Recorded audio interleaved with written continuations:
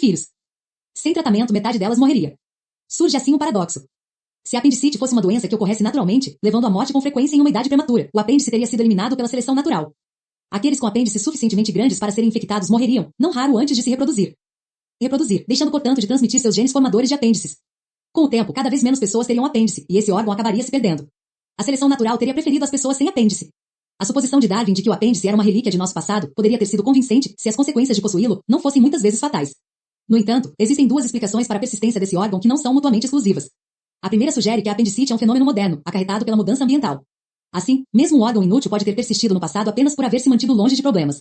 A outra é que o apêndice, longe de ser um vestígio maligno de nosso passado evolutivo, na verdade oferece à saúde benefícios que superam seu lado negativo, fazendo sua presença valer a pena apesar do risco de apendicite. Ou seja, a seleção natural prefere aqueles que têm apêndice. A questão é, por quê? A resposta está em seu conteúdo. O apêndice, com um comprimento médio de 8 centímetros e largura de 1 centímetro, forma um tubo protegido do fluxo da comida, na maior parte já digerida, que passa por sua entrada. Mas em vez de ser só um filamento atrofiado de carne, na verdade ele está repleto de células e moléculas imunes especializadas que não são inertes. Pelo contrário, são parte integrante do sistema imunológico, protegendo, cultivando e se comunicando com uma coletividade de micróbios. Dentro do apêndice, esses micro-organismos formam um biofilme. Biofilme, uma camada de indivíduos que se apoiam mutuamente, deixando de fora bactérias que possam causar dano. Portanto, o apêndice, longe de não ter função, parece ser o refúgio proporcionado pelo corpo humano a seus habitantes microbianos. Como um pé de meia guardado para uma emergência, esse estoque microbiano vem a calhar em tempos de dificuldades. Após um episódio de intoxicação alimentar ou uma infecção gastrointestinal, o intestino pode ser repovoado por seus habitantes normais, que estavam escondidos no apêndice. Pode parecer uma pólice de seguro corporal meio exagerada, mas as infecções intestinais, como desenteria, cólera e giardíase, só foram eliminadas no mundo ocidental nas últimas décadas. Medidas de saneamento básico, com sistemas de esgoto e estações de tratamento de água, acabaram com essas doenças nos países desenvolvidos, mas, no mundo, uma dentre cada 5 mortes na infância ainda é causada por diarreia infecciosa. Para aqueles que resistem e sobrevivem, é provável que possuir um apêndice acelere sua recuperação. Só no contexto de uma condição de saúde relativamente boa é que passamos a acreditar que o apêndice não tem nenhuma função. Na verdade, as consequências negativas da retirada do apêndice têm sido mascaradas pelo estilo de vida moderno e higienizado. Ao que se revela, a apendicite é mesmo um fenômeno moderno. Na época de Darwin, era algo extremamente raro, causando pouquíssimas mortes, de modo que podemos talvez perdoá-lo por pensar que o apêndice era uma simples sobra da evolução que não ajudava nem atrapalhava. A apendicite tornou-se comum no fim do século XIX, com os casos em um hospital britânico disparando de uma taxa estável de 3 ou 4 pessoas por ano, antes de 1890 para 113 casos por ano em 1918, um aumento verificado em todo o mundo industrializado. O diagnóstico nunca foi um problema, a forte cólica, seguida de uma rápida autópsia se o paciente não sobrevivesse, revelava a causa da morte mesmo antes que a apendicite se tornasse tão comum. Muitas explicações foram oferecidas para esse aumento, do consumo exagerado de carne, manteiga e açúcar ao bloqueio dos seios paranasais e dentes cariados. Naquela época, chegou-se à conclusão de que a redução da quantidade de fibras em nossa dieta era a causa principal, mas outras hipóteses ainda existem, inclusive uma que responsabiliza a maior pureza da água e a melhoria nas condições higiênicas, justamente o desenvolvimento que pareceu tornar o apêndice inútil. No entanto, qualquer que seja a resposta, a partir da Segunda Guerra Mundial, nossa memória coletiva esqueceu o aumento dos casos de apendicite, dando-nos a impressão de que isso é esperado, embora indesejável, da vida normal. Mesmo no mundo moderno, desenvolvido, conservar o apêndice ao menos até a fase adulta pode se mostrar benéfico, protegendo-nos de infecções gastrointestinais recorrentes, de disfunções imunológicas, câncer no sangue, algumas doenças autoimunes e até ataques cardíacos. De algum modo, seu papel como santuário da vida microbiana nos traz todos esses benefícios. Além de mostrar que está longe de ser inútil, a presença revela algo ainda maior. Os nossos micróbios são importantes para o nosso corpo. Parece que não estão apenas pegando carona, mas prestando um serviço importante o suficiente para que, na evolução de nosso intestino, tenha sido reservado um espaço para servir de refúgio e mantê-los em segurança. A questão é, que micro-organismos estão lá e o que exatamente fazem por nós? Embora saibamos há várias décadas que os micróbios em nosso corpo nos oferecem certos benefícios, como sintetizar algumas vitaminas essenciais e decompor fibras duras de plantas, o grau de interação entre nossas células, as deles só foi descoberto recentemente. No final da década de 1990, usando as ferramentas da biologia molecular, os microbiologistas deram um grande salto e descobriram mais sobre nosso estranho relacionamento com nossa microbiota. As novas tecnologias de sequenciamento do DNA são capazes de nos informar quais micróbios estão presentes em nossa microbiota, e assim podemos situá-los em seu local apropriado na árvore da vida. Nessa hierarquia, do domínio para o reino, depois filo, classe, ordem, família, gênero, espécie e cepa, os indivíduos vão ficando cada vez mais intimamente relacionados entre si. De baixo para cima, nós, os humanos, gênero Homo e epíteto específico sapiens, somos grandes antropóides, família Hominidae, situados junto com os macacos e alguns outros animais na categoria dos primatas, ordem primatas. Todos nós, primatas, pertencemos com nossos colegas peludos bebedores de leite ao grupo dos mamíferos, classe Mammalia, que se enquadram então no grupo que contém os animais vertebrados, filo Chordata, e finalmente, entre todos os animais, vertebrados ou não, pense na lula, por exemplo, no reino Animalia, domínio Eucaria. As bactérias e outros micro-organismos, excetuando-se os vírus que desafiam qualquer categoria, se enquadram nos outros grandes ramos da árvore da vida, pertencendo não ao Animalia, mas ao seu próprio reino e domínio. Um segmento de DNA particularmente útil, o gene 16S-rRNA, é tipo um código de barras para as bactérias, fornecendo uma rápida identificação sem a necessidade de sequenciar um genoma bacteriano inteiro. Quanto mais os códigos dos genes 16S-rRNA se assemelham, mais intimamente relacionadas estão essas espécies, e mais ramos e galhos da árvore da vida compartilham. O sequenciamento do DNA, porém, não é a única ferramenta que temos à disposição para responder às perguntas sobre nossos micróbios, especialmente no tocante ao que cada micro-organismo faz. Quando deparamos com esses mistérios, costumamos nos voltar para os camundongos, em particular, os livros de germes.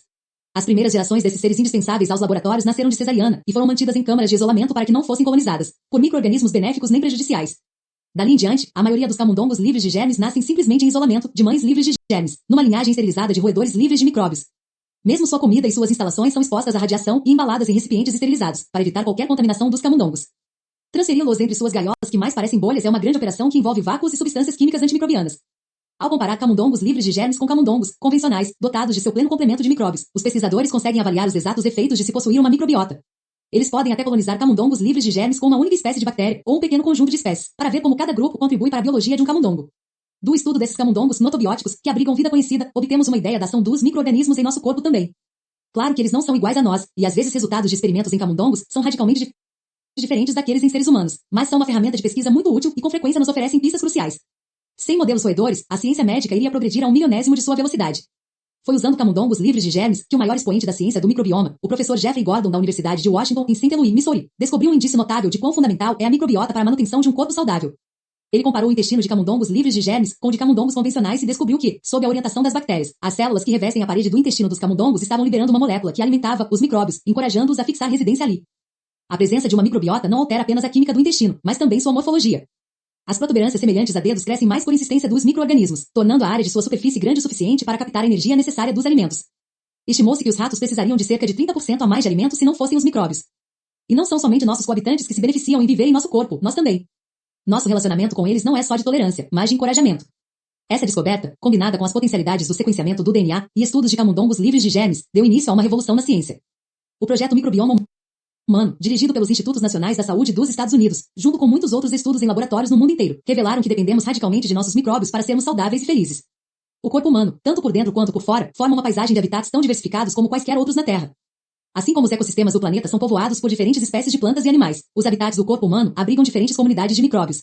Somos, como todos os animais, um tubo sofisticado. O alimento entra por uma extremidade e sai pela outra.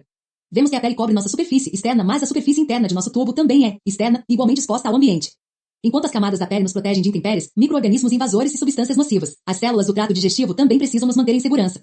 Nosso verdadeiro interior não é o trato digestivo, mas os tecidos e órgãos, músculos e ossos que estão armazenados entre o interior e o exterior de nossos eus tubulares.